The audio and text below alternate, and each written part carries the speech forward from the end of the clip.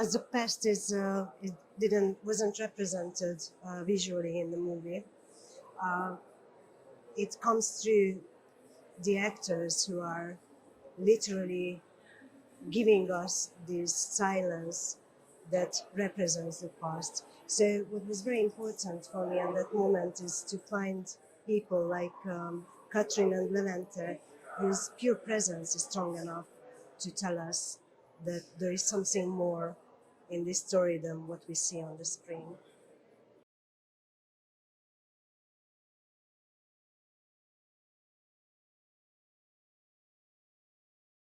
Working with Pirosh was just one of those moments when you just consider yourself lucky of being alive. And what a great question you ask about those silences and unasked questions or unspoken words. Because during the whole shooting, the communication, I mean, it's weird because, there is a set and there are actors, colleague actors, and director and DOP and everything. And of course, an actor is relying on the director almost fully.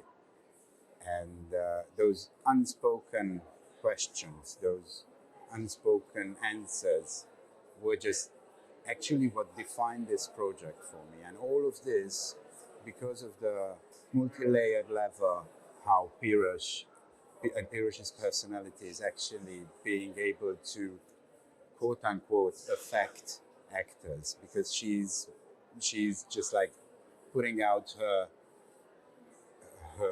intentions, not just in words, not just in examples, but by her own personality, as it should be, by the way, with good directors.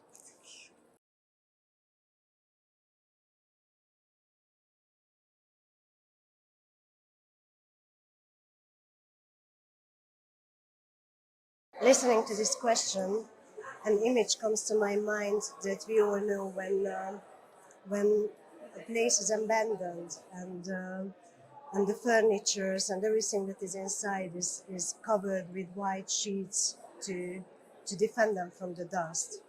So when Annelies arrives to this family, her appearance literally is the wind that blows off the sheets from everything that is covered, that we are living with without being conscious of our surrounding, our relationships, how we take care of other people, how we take care of ourselves. And with that, she brings a challenge to this family to take a look at themselves and to face the everyday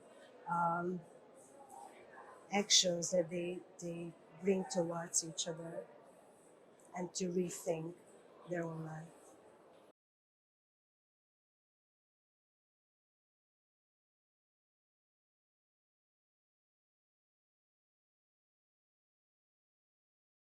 Well, I don't.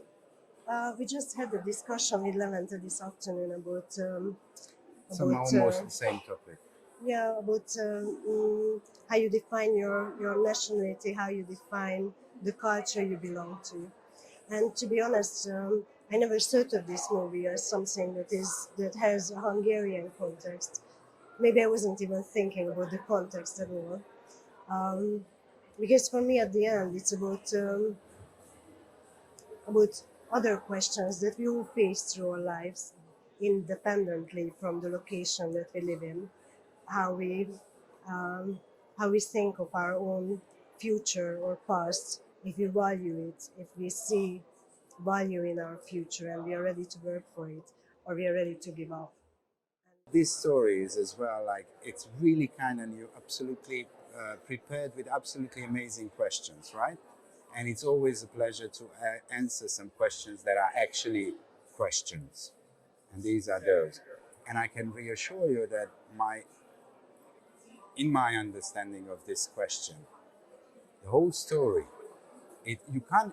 It's really hard to make a story which a human story and about the topic and about what the topic of this movie is that would not resonate somewhere else as well. So I think the questions that the movie is asking basically, I'm not sure, to put it politely, that are typical Hungarian or deeply rooted in our Hungarian culture. And the question of silence was in it again.